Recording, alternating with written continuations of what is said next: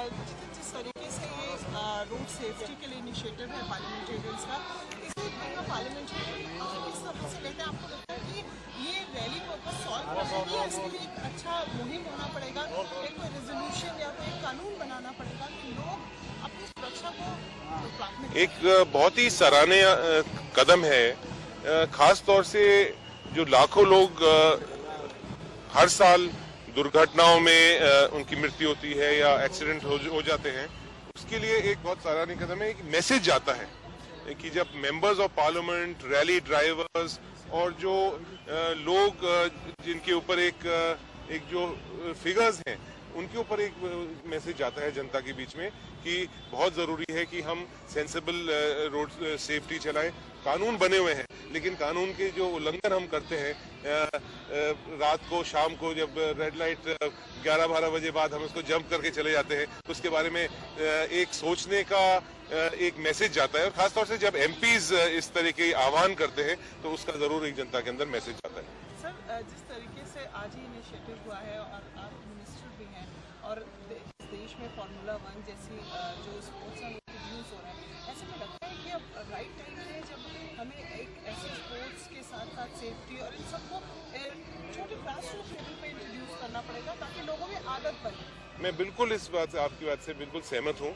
और आज मैं यहाँ इस कार्यक्रम के बाद ही मैं घड़े घड़े यही बात सोच रहा था कि हमारे पास जो NYKS है, नेहरू युवा केंद्र संगठन है, और NSS है, जिसके लाखों क्लब्स पूरे देश के अंदर गांव में ढानियों के अंदर हैं, उनको मैं सोमवार को ही आदेश दूंगा कि इस तरह के रोड सेफ्टी अवेयरनेस कार्यक्रम पूरे देश के अंदर, गांव के अंदर और छोटे शहरों के अंदर एक कैंपेन पूरे देश के अंदर चलाएं। इससे एक बहुत बड़ा लाभ मिल पाएगा। अब एक अलग बात रतन टाटा कह रहे हैं, वो फिक्रमंद है कि इस देश में रोजगारों को प्रश्रय नहीं दिया जा रहा है। तो हम FDI की बात कर रहे हैं, दूसरी ओर जो हमारे उद्योग हैं, इंडस्ट्रीज हैं, वो मर रही हैं, उनके लिए पॉलिसीज नहीं है, गवर्नमेंट के इनिशिएटिव्स को वो कम मान रहे हैं। आप कैसे लेते हैं? मेरा मानना ये है कि रोजगार है, लेकिन रोजगार युवाओं के साथ या रोजगार मांगने के वाले में एक जो बीच का कनेक्शन और ब्रिज होना चाहिए वो नहीं है। खासतौर से खेल और युवा मंत्रालय में का चार्ज लेने के बाद मुझे ये महसूस हुआ कि आज मैं इससे पहले गृह मंत्रालय में होता था, तो पैरामिलिट्री लगभग 1 लाख लोगों की का नियुक्ति करती है, लेकिन लगभग 50% से भी कम लोगों को उसके अंदर आ सकते हैं, क्योंकि एक कनेक्शन नहीं हो पा रहा है।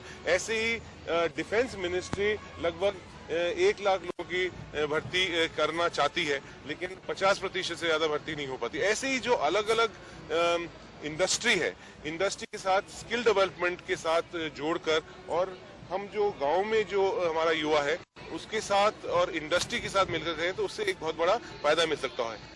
इंडस्ट्री, मेरा मानना ये नहीं है कि इंडस्ट्री, क्योंकि मैं भी जिस लोकसभा क्षेत्र से आता हूँ कि वहाँ भी बहुत सारी इंडस्ट्रीज हैं, लेकिन उनकी भी शिकायतें रहती है कि हमें स्किल्ड जो ऑफिसर्स हैं या जो लोग हैं काम करने वाले, वो नहीं मिल पाते। तो आपको लगता है रतन टाटा का जो कहना है वो जायज है और अब हमें एक ऐसी योजना बनानी चाहिए कि उद्योग बढ़ सके, क्योंकि वो कह रहे हैं टेक्सटाइल बांग्लादेश ले गया, जो बाकी रॉ इंडस्ट्री है वो चाइना लेके जा रहा है, मतलब यहाँ की इंडस्ट्रीज पलायन कर रहे हैं और हम FDI की बात कर रहे हैं, वॉलमार्ट को लाने की बात कर रहे हैं। देखिए, मेरे ख्याल से FDI, वॉलमार्ट, या सिर्फ वॉलमार्ट ही नहीं, FDI से बहुत सारी नई इंडस्ट्रीज आएंगी। मेरे ख्याल से इंडस्ट्री को और ज्यादा बढ़ावा मिलेगा FDI से। लेकिन वो बोल रहे हैं आपकी पॉलिसीज ऐसे नहीं है कि लोग यहाँ जरूर एक वातावरण बनाना पड़ेगा, और खास तौर से क्योंकि अलग अलग प्रदेशों का अलग अलग नीतियां होती हैं, इंडस्ट्रियल नीतियां होती हैं, तो उन नीतियों के अंदर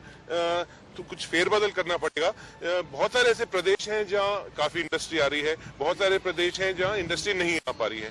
तो नेशनली एक सामान्य रूप से पॉलिसी का जरूरी है कि एक पॉलिसी बने जिसमें इंडस्ट्री को फायदा मिले।